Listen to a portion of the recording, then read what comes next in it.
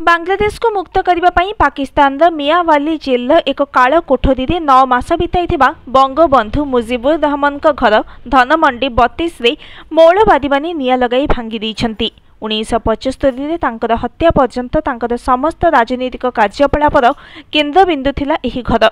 गत बुधवार अर्थात 5 फेब्रुआरी राति रे ढाका रे एभली कांड घटिछि। बंगबंधुंकर झियो तथा पूर्वतन बांग्लादेश प्रधानमंत्री शेख हसीना देश छाड़ी भारत को जीवा पदठारु सारा बांग्लादेश रे हिंसार निआरे चलुछि। एबे एही घर को भांगी विद्रोही आहुरी उग्र होइथिबा कुहा जाउछि। शेख मुजिबुर रहमान को बांग्लादेश रे जातिर पिता बोली कुहा जाए। से बांग्लादेश प्रथम राष्ट्रपति होइथिले। परवर्ती समय से बांग्लादेश प्रधानमंत्री होइथिले। 1931 एप्रिल 17 1975 अगस्ट 15 जाए प्रधानमंत्री भाव में दायित्व तुलाई। अगस्ट 15 रे तांको हत्या कर जाइथिला। बांग्लादेश स्वाधीनता पछरे तांकर भूमिका अतुलनीय। शेख हसीना भारत में बसी बांग्लादेश विरोधी कार्यकलाप चलाइथिबा विरोधी माने अभियोग करुछंती। शेख हसीना को दल छात्र लीग छात्र शाखा एक ऑनलाइन कार्यक्रम आयोजन करिथिला। एथिरे शेख हसीना फेसबुक माध्यम भाषण देवार कार्यक्रम थिला। किंतु जेतेबेले तांको विरोधी माने एही कार्यक्रम खबर पाइले सेतेबेले विरोध प्रदर्शन आरंभ करने सहित बुलडोजर प्रदर्शन पई डाकरा देइथिले। गत फेब्रुआरी 5 राति 9:30 बेले प्रतिवादकारी माने मुजिबुर घरे निया लगाई देइथिले। एहा परे राति प्राय 2टा बेले एक बुलडोजर द्वारा कोठार एक अंश को मध्य भांगी दिया जाइथिला। शेख मुजिबुर 1960 पर्यंत जेल में रही। मुक्त होगा पर से धनमंडी रे एक घर तैयारी करथिले। एबे सेही घर अर्धनिर्मित 2 कोठरी विशिष्ट घरे रहिबा आरंभ कले। मुजिबुर 1961 अगस्ट 1 रे हाउस बिल्डिंग फाइनेंस कॉर्पोरेशन ऋण पाइथिले।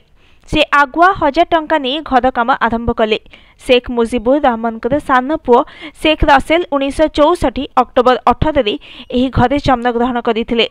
एही घरटी 1966 मसीह संपूर्ण होइथिला। मुजिबुर तांकर 2 महला घरे एक पाठागार निर्माण करथिले। एही घरे अनेक गुरुत्वपूर्ण निष्पत्ति निया जाइथिला, जेउथिरे 1969 पूर्व पाकिस्तान विद्रोह एवं 1970 पाकिस्तान साधारण निर्वाचन अंतर्भुक्त। से 1971 मार्च 25 राति रे एही घरु बांग्लादेश रे स्वाधीनता घोषणा करथिले। एहार किछि समय परे मुजिबुर रहमान को गिरफ्त कर जाइथिला। बांग्लादेश मुक्तियुद्ध समय यह घरटी क्षतिग्रस्त होइथिला। परे एहाकु नवीकरण कर जाइथिला। शेख मुजिबुर रहमान पाकिस्तान फेरिबा परे तांको परिवार यह घर को फेरी आसीथिले। बंगबंधु 1972 ରୁ 1975 पर्यंत तांको परिवार सहित यह घरे रहुथिले। सेतेबेले भारतर गोइंदा संस्थार मुख्य थिले रामेश्वर नाथ काओ। से एक गुप्त सूत्रु सूचना पाइले जे बांग्लादेशी सेना मुजिबुर रहमान को हत्या करने षड्यंत्र करुछि। से ए संपर्क में तत्कालीन प्रधानमंत्री इंदिरा गांधी को जणाइथिले। से रामेश्वर नाथ को बांग्लादेश पठाई मुजिब को चेतावनी देइथिले, किंतु मुजिबुर एही तथ्य को ग्रहण करिनथिले। हसीना एवं तांको भौणी रेहाना सेमानंको परिवारर हत्या खबर पाइबा परे मध्य फेरी पारिले नाही। 2 भौणी 1981 मे 17 रे देश को फेरी आसीथिले, किंतु सेमानंको सेमानकर धनमंडी घरे प्रवेश करबाको बारण कर जाइथिला। घरटी नीलाम पाई मध्य रखा जाइथिला।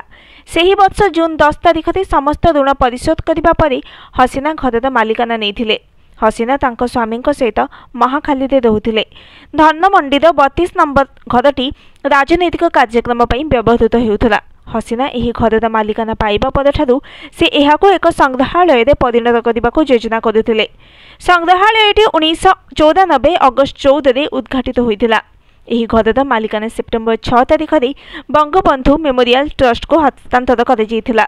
मुजिबुर नाम रे नामित एही संग्रहालय देखिबाको सारा विश्वरू लोक आसुथिले। सेही घरटी एबे इतिहास पृष्ठरू लिभाई दिया जाइछि। बुलडोजर साहाय्य रे घरटी को भांगी दिया जाइछि। Bureau report News today.